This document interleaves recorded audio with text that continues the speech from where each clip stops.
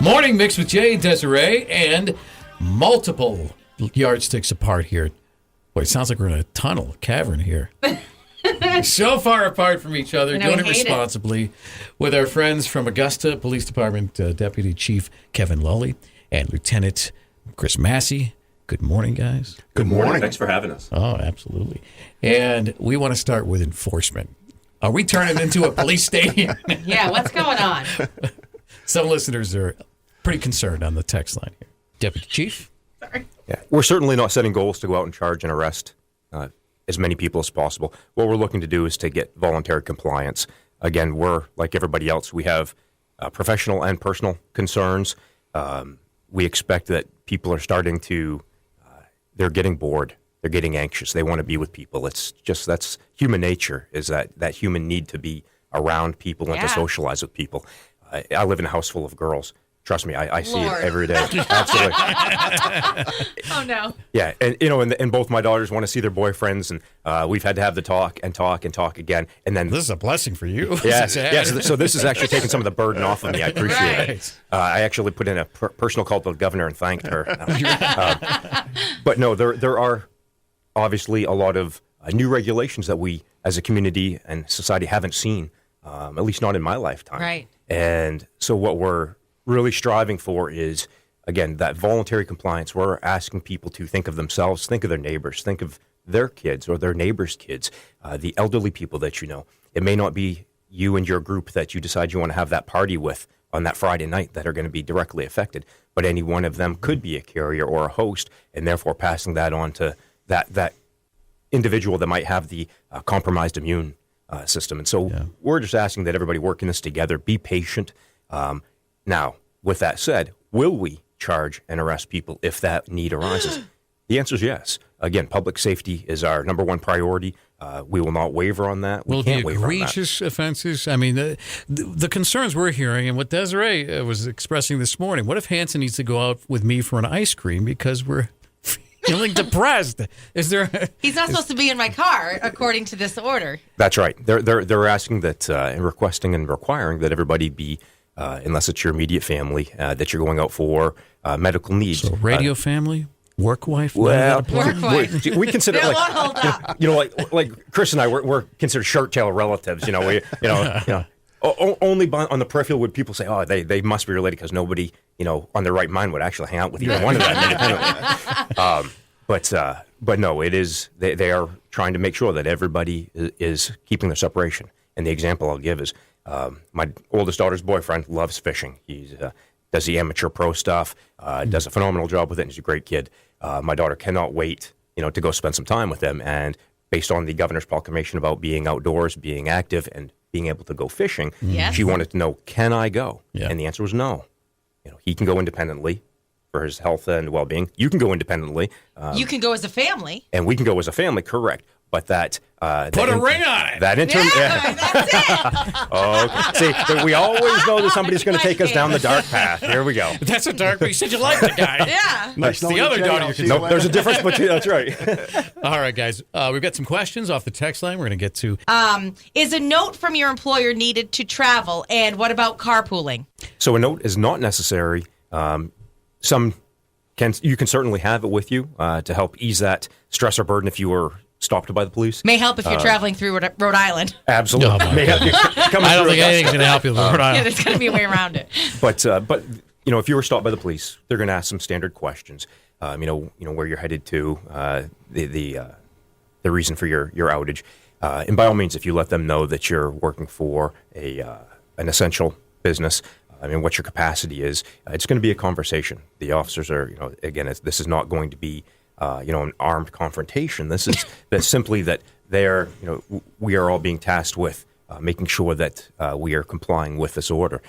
So again, some questions will be asked. If you can provide those answers to them, that's greatly appreciated. If you feel more comfortable, because you may be like me, you get a little nervous when the blue lights show up behind you. Absolutely, have that letter. It certainly wouldn't hurt. As far as carpooling, unless you can ensure that you're 6 feet apart from the other person or persons in the vehicle. With most of the vehicles today, that's going to be almost impossible. Yeah.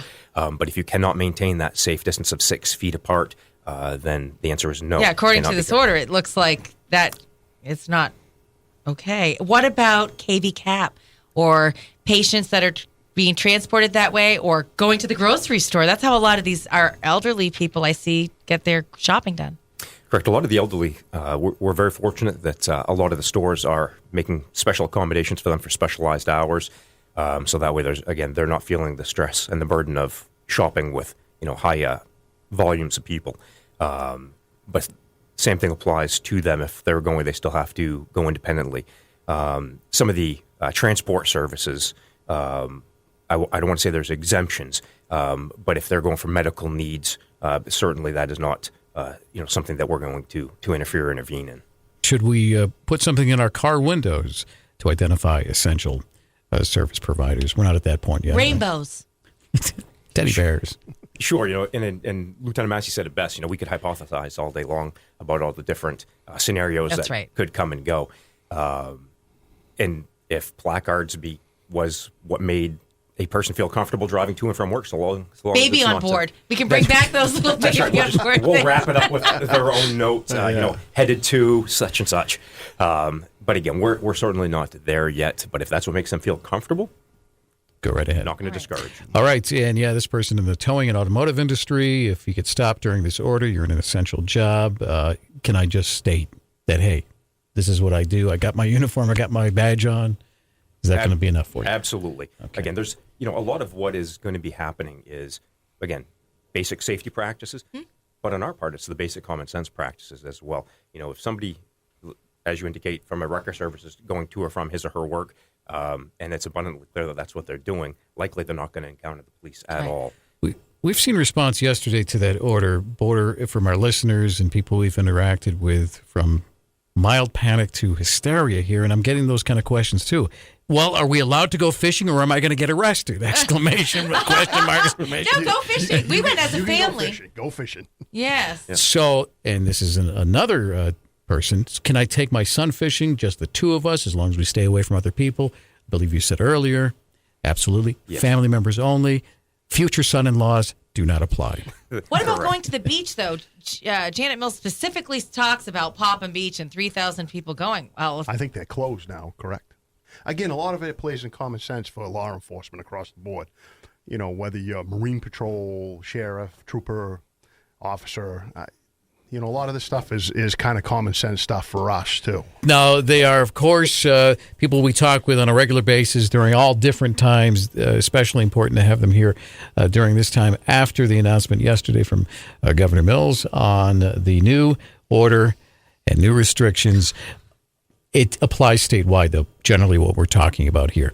Somebody in the text line asked, now, is this police state just Augusta, or does it apply to my hometown of Waterville, too? First of all, we joked that earlier, it's not a police state here. It's not coming to that. That's a joke. And that's right.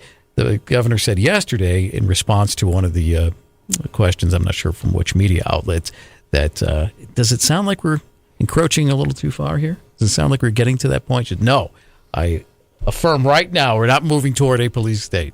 She used those explicit terms there. So this applies statewide, and we want to ask, before the break here, I told you we had a question about probable cause and multiple adults in a vehicle.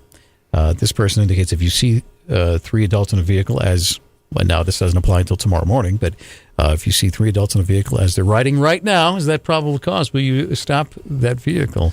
Well, and I think let's get back to the early one about the governor's proclamation. There's a piece in there for law enforcement that says that for us, it's about educating the public first and foremost.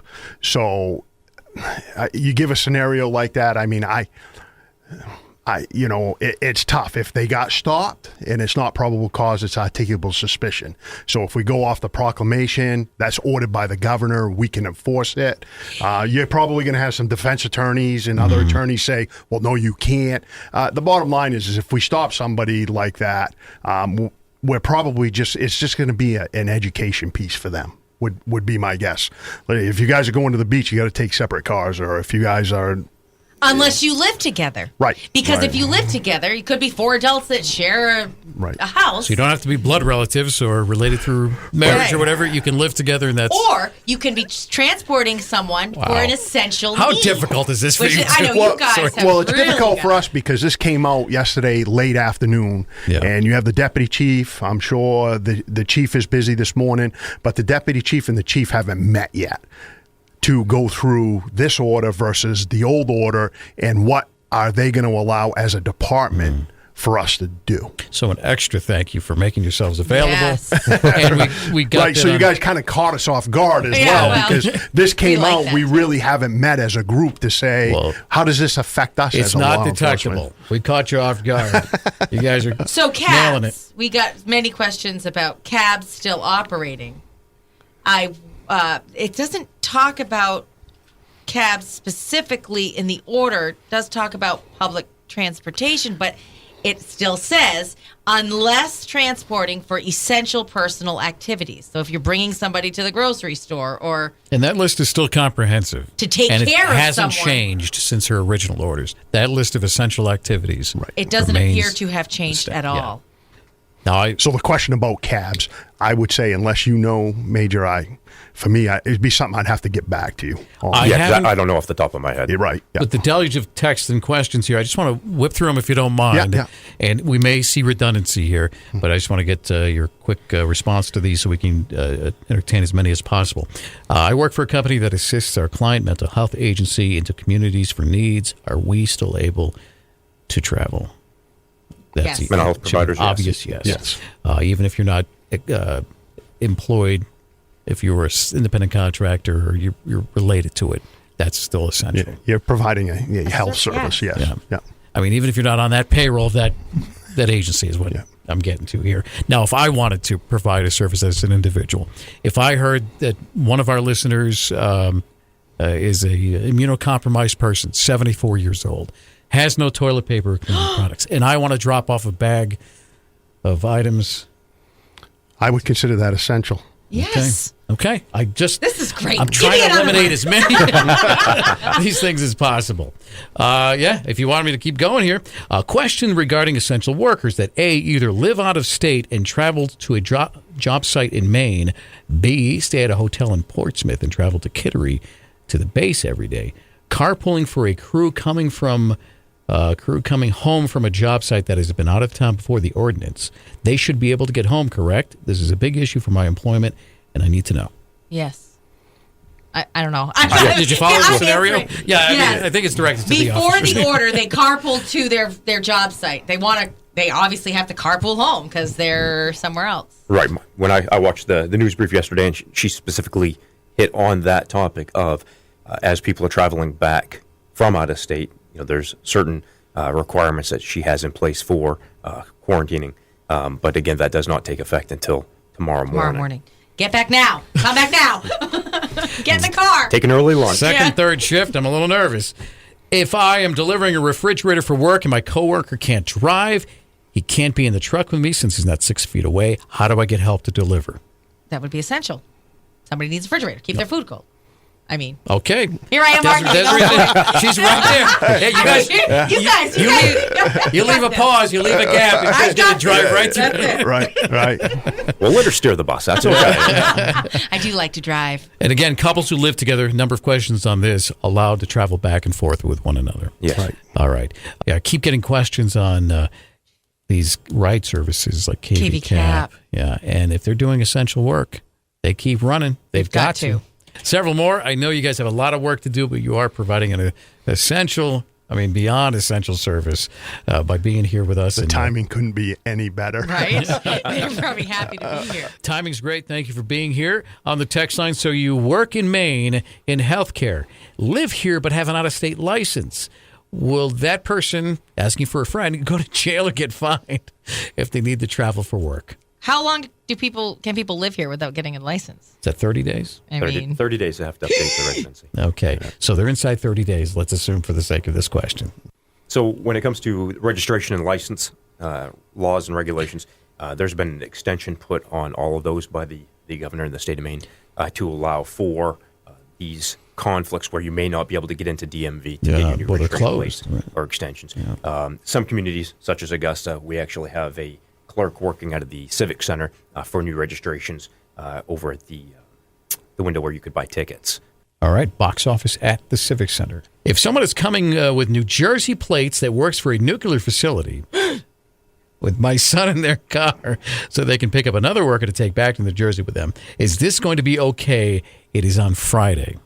So that's, I would say no. yeah, I would say no too. If you're talking about a non-family member being traveled into the state, anybody coming from out of state into the state is going to have to quarantine for the 14 days, according to the governor. And then, again, same thing as far as picking up that additional coworker to take back, not within the same vehicle if they can't maintain the 6-foot separation. That 14-day quarantine for out-of-state visitors. Now, was that in effect before yesterday? Last week. Yeah, I didn't hear it. I think that was for the forthcoming. Yeah. One more question on the text line, and this involves, again, the elderly citizens, those most vulnerable here. There have been efforts made by retail chains to allow safe hours, if you will, for those older citizens to shop for the necessities that, in many cases, they can't get their hands on. It's helped in some cases. Others shelves are still empty sometimes when they arrive. You say that as part of yesterday's order. Yeah, it says that these businesses are required to disinfect the handles of every cart and basket between uses, minimize customer handling of unpurchased merchandise, and offer separate operating hours for Maine people over the age of 60 and those with underlying medical conditions. Are you going to put the cuffs on the Shaw's cart shagger when he doesn't wipe down the handles? Or the business that doesn't offer Right. special hours for people over 60 specifically. I mean, know. how do you police that? I think it's like anything else. If it becomes, if we become aware of, any discrepancies, we'll certainly seek these folks out, and we have And done educate so. them. This whole week has been a perpetuation of going to different locations, different businesses, calling different businesses, and reminding them of some of the new orders that are in place. And we're fortunate. A lot of our businesses, as soon as they are reminded of that, they're appreciative, they're compliant, and every one of them have been very cordial to work with. Your time is so valuable, so we don't want to keep you. What do you have before you go? I guess one of the only things I'd like to close with is I think everybody, at least in our surrounding area, knows that Augusta PD, we're a pretty outgoing and friendly group. We certainly try to integrate with the community the best that we can.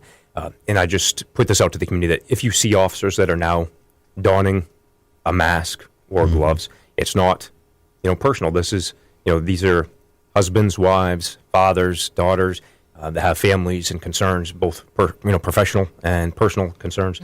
So it's certainly not something that we're deviating away from our community engagement. However, there are times that the officers do need to be able to protect themselves. And protect you. I mean, you're protecting others by wearing those absolutely. things as well. And because we've received a couple calls at the PD, just questions about, why did they show up? Why were they wearing gloves? Do they think I am infected? It's just a heightened awareness.